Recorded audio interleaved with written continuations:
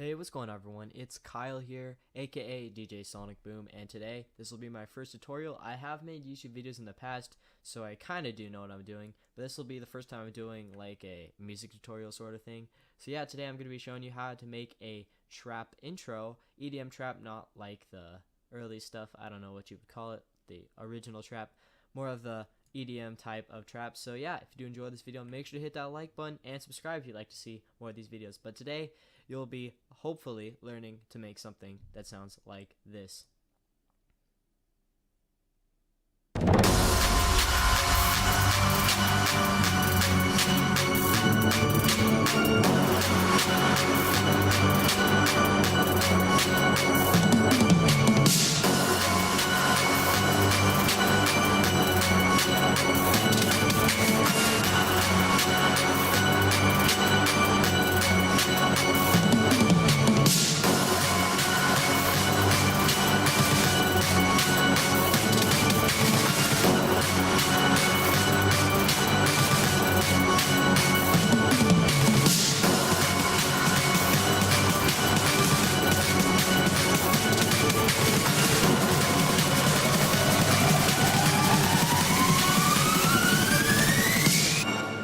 That is what you'll be learning how to make, and so yeah, I will get right into the video.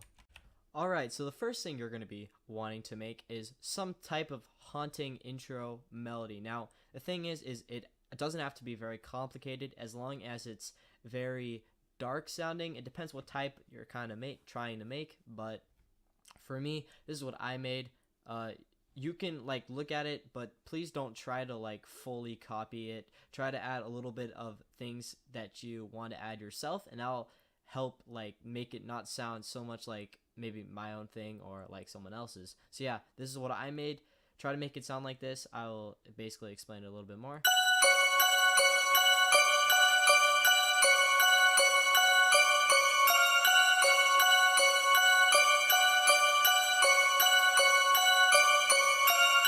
So there you go. So that's basically what I did. It did not take too long, only about like 20 minutes or so. By the way, guys, I am not a professional producer or anything like that. I just produce for fun. And so yeah, this is what you're going to be making. So real quick, I'm going to be showing you guys basically how to write this melody. And so yeah. Alright, so the first thing you're going to want to figure out is what scale you want to write this in. I am going to be using F minor or like F sharp minor. I don't know what you call it. I am no professional, but I kind of know what I'm doing. So basically, you want to get your scale. That's basically you just click the stamp button, go down to minor pentatonic, as I say, pentatonic, yeah, as I say it, or major, or you know, whatever you want. But I prefer for trap, just try to use minor scales because you don't really want your music to sound very happy, especially for this kind of genre. So basically, you just do this till it hits most of the octaves, and then you just paste this on every, what is it called? I think it's a bar or measure or something, I don't know. But there you go. So now you have something that looks like this, and these are the notes that you're gonna try to write this in so it doesn't sound all weird and stuff. So yeah, now what I did is I used a bell kind of sound, as you can see. There you go. If you want to be specific, I used a Nexus preset, hands up bells 3. There you go. All these are pretty good for doing this kind of stuff. So yeah, basically what I did, this is what I did personally, is I took F, which is your first thing, so, and you basically want to have a repeating haunting rhythm. So basically it'll sound like this. And there you go. Now, next thing you want to do is you want to just and switch it around and maybe move it up, or hold on, let me adjust my mic a little bit. Move it up or move it down. So there you go, you got something like this now. And I hope you guys get the picture. So you kind of want a haunting rhythm, and let me show you guys exactly what I did. Now, when you first start off, you're not going to be making your melodies super quickly. I'm not even good at making stuff quickly. It will take some time, but you shouldn't just stop because you don't know what you're doing. You got to keep trying until you found something that sounds good. This is what I did. So I basically took F sharp, C sharp, F sharp, D, F sharp, D, F sharp, C sharp again, and then this part right here is F sharp, D, C sharp, and then back up to F. So basically it'll just sound like this. and that will kind of help the listeners know that the melody is about to end. And so yeah, it's not really that complicated, but you just have to learn how to make something that sounds good and gives that more of a haunting feel, like this.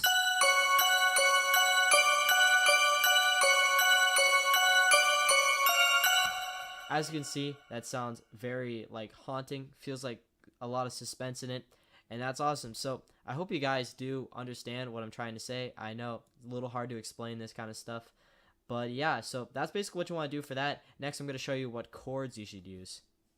Alright everyone, so these are the chords that I use. I basically took F sharp, C sharp, and then back to F again, and then went to G, D, and G again, then back down to F, C sharp, F sharp, C, F sharp, and then it went up to A, D, and G. So basically, this is my chords.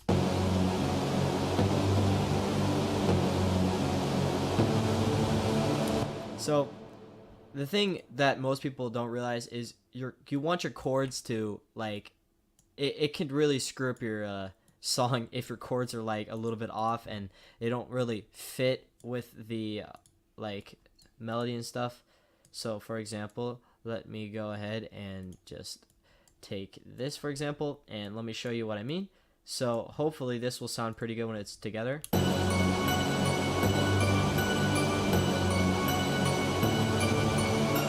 So they both give you that dark feeling, which is good. You want that. So that way the chords and the melody, or the, I don't know, what would you call it, like the intro kind of thing, they fit together, which is very important. So you want your melody and your chords to cooperate. That's the word, yeah. They cooperate together. So, you know, they sound good, obviously. So yeah, I also did the same thing with a violin sound. Although it's not really a violin, I think it's more of a big drum of strings, so some type of string. Doesn't sound like violin though. Well, maybe if I hold on, let me see, like, yeah, I know about a violin, but it does sound a string instrument, that's for sure. So this is what I did for that.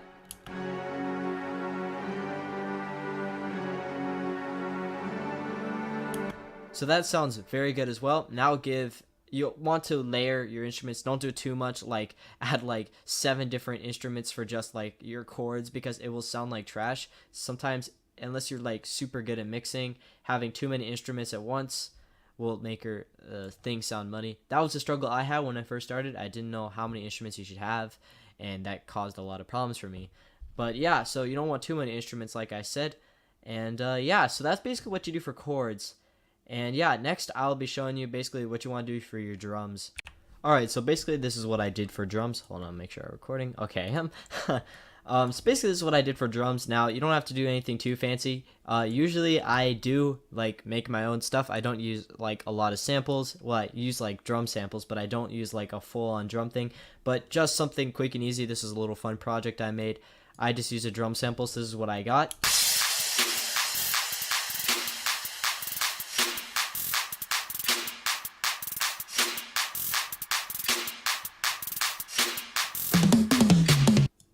So there you go.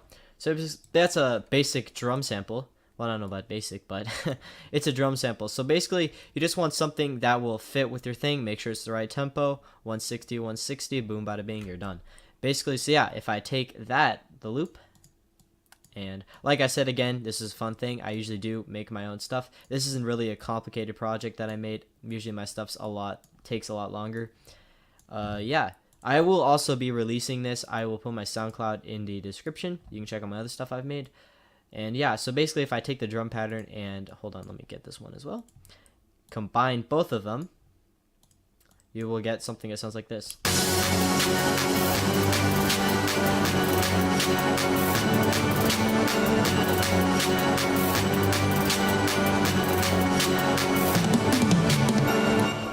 Now, it doesn't sound great, and the reason why it doesn't sound great is because you also want to add like effects and whatnot, cutoffs and blah blah blah. That's why it sounds way better here. As you can see, I added some effects as well, like this brass instrument right here, the sample. Oh, well, wrong thing. Hold on, let me make sure I'm selecting it. Where is it? There you go. It's very dark sounding. Hold on, let me find it. Here it is. So if I go right here, as you can see, I added a little bit of sound graders. Like it's barely anything. I don't even know I have it, but I'm just gonna keep it because that's what I had. Add some reverb, a lot of reverb, and the reason why I added a lot is because I want it to last a little bit longer. Also added this roll, which is cool. Just little things like that can make your track sound a lot different, and that's good. I also added this bell sound, which is very cool in my opinion. I just added this recently. All right, let me see. That sounds very loud, but remember you have all these instruments as well, and so you want to make sure you can actually hear it and it doesn't sound like a little thing. You want it to have a lot of impact and stuff. So yeah, basically, oh, I also added these little things, and then that too, you know, your basic EDM impacts and whatnot. So yeah, basically, you won't learn this instantly, by the way, guys. You have to practice. It's not, you can't just learn this stuff instantly. Basically though, if you get the concept, if you add these instruments and stuff together, you should get something that sounds pretty decent. Remember, learn what you want to do. You don't have to use everything that I say. If there's something that you don't want in it, then go ahead. I mean, it's not my decision to make, but this is what I use to make some of my stuff. And yeah, I hope you guys will learn from this. So basically, when you add all these together and also add your automations, I may do that in a different tutorial, but I think that isn't a huge issue with this right now. Basically, when you add all that stuff, you'll get something that sounds like this.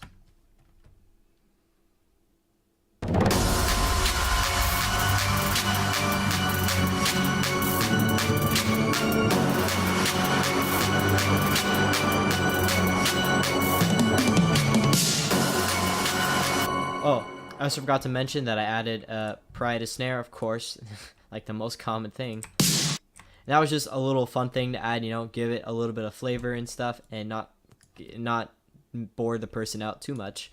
You want to make sure your things like repeat themselves, but you don't want it to be too repetitive, and then it will bore the person. I also added this fill as well.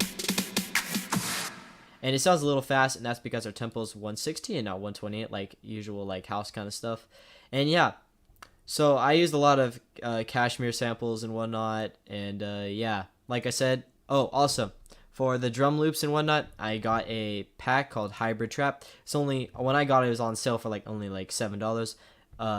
By, what is it called? I think WA Productions or something like that. Yeah, but this has a lot of good stuff for hybrid trap and like 160 tempo stuff, like the brass instruments, like that's the same one I got there. And also for your drum loops, we have, let me find it, no kicks.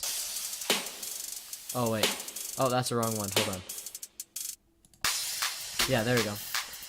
And so yeah, basically that's what you gotta do to make a pretty decent intro, in my opinion. This is what I personally use. Like I said, do whatever you want. So yeah, if you do enjoy this video, make sure to leave a thumbs up. That'd be awesome. And also, I would definitely appreciate it if you do subscribe if you want to see more of this stuff. My name is Kyle, and see you guys in the next video.